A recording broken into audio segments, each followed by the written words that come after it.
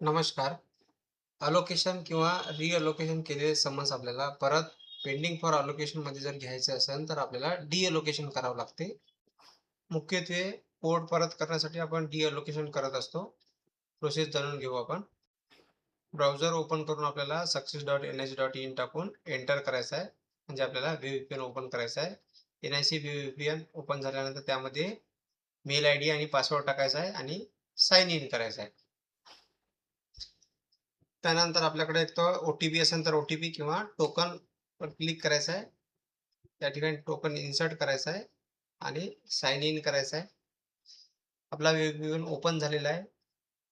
यापैकी 7 नंबरचा ऑप्शन जो आहे ICGS ई समन्स याच्यावर क्लिक करून त्याला ओपन करायचं आहे.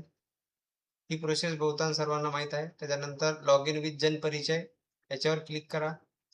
मेरी पहिचान ओपन झालेला आहे. याच्यामध्ये युजर नेम, मोबाईल किंवा अदर ऑप्शन घेऊ शकता. आपण सध्या मोबाईल नंबर घेऊ. या ठिकाणी मोबाईल नंबर टाकायचा आहे. जर तुम्हाला पासवर्ड माहीत असेल तर पासवर्ड टाका किंवा खाली ऑप्शन आहे पासवर्ड लेसचा आणि एक आहे कन्सेप्ट टू मेरी पहिचान याच्यावर क्लिक करून साइन इन करायचं आहे. इथं ओ-टी-पीवर क्लिक करा. नेक्स्ट करा. त्यानंतर जो रजिस्टर्ड मोबाईल नंबर आहे त्यावर आपला ओ-टी-पी आलेला असेल. ते ओ-टी-पी याच्यामध्ये इन्सर्ट करायचं आहे. एकदा ओ-टी-पी चेक करून घ्यायचा आहे. बरोबर आहे का ते आणि साइन इन करायचं आहे. होऊ शकते साइन इन डबल करायचं काम पडू शकते. तर डबल क्लिक करून टाकायचं आहे फक्त साइन इनवर. त्या ठिकाणी आपला ई समन्स पोर्टल ओपन झालेला आहे. आपण होमवर क्लिक करू. ठीक आहे. पोर्टलच्या आपण होमवर क्लिक केलेलं आहे. आता होम पेज ओपन झालेला आहे. आपल्याला आता डिअलोकेशन करायचं आहे. डिअलोकेशन म्हणजे ऑलरेडी आपण त्याला अलोकेशन केलेलाच असेल तो. म्हणून पेंडिंग फॉर अलोकेशनमध्ये पेंडिंग फॉर डिलिव्हरीमध्ये गेलो आहे आपण.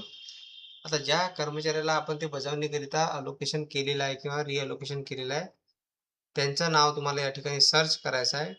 त्या नावाच्या समोर पेंडिंग फॉर डिलिव्हरी जो ऑप्शन आहे, त्याच्या खाली जे अंक आहे त्या अंकावर क्लिक करून ते समन्स आपल्याला खाली उपलब्ध होणार आहे.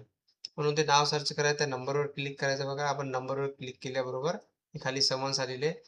जे समन्स तुम्हाला डिॲक्टिव्ह करायचे आहे, सॉरी डिअलोकेशन करायचे आहे, त्याच्यावर क्लिक करायचं आहे किंवा तुम्ही ते सर्च सुद्धा करू शकता इथून. पी-एन-आर नंबर वगैरे घेतला तुम्हाला माहीत असेल तर ते तुम्ही या ठिकाणी कॉपी पेस्ट करून सर्च करू शकता किंवा तुम्हाला जी माहीत आहे ते त्या बॉक्सवर क्लिक करायचं आहे आणि इथं बघा रेडमध्ये आहे डिअलोकेशन, त्या डिअलोकेशन क्लिक करायचं आहे. इथं तुम्हाला रिझन घ्यायचा आहे, म्हणजे तुम्ही काऊन डिअलोकेशन करत आहे ते.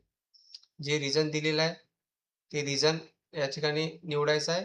इथं आपला रिमार्क रेग्युलरमध्ये जे आहे ते रिमार्क टाकायचा आहे. आपण कशासाठी अलोकेशन करत आहे ते सविस्तर या ठिकाणी टाकायचं आहे आणि डिअलोकेशन करायचं आहे. ठीक आहे. या ठिकाणी ओके करायचं आहे. आपण जे समन्स ई समन्स डिअलोकेशन केलं होतं तर त्या या ठिकाणी आलेलं आहे. आधी 70 ई समन्स होते, आता 71 झालेले आहे. धन्यवाद.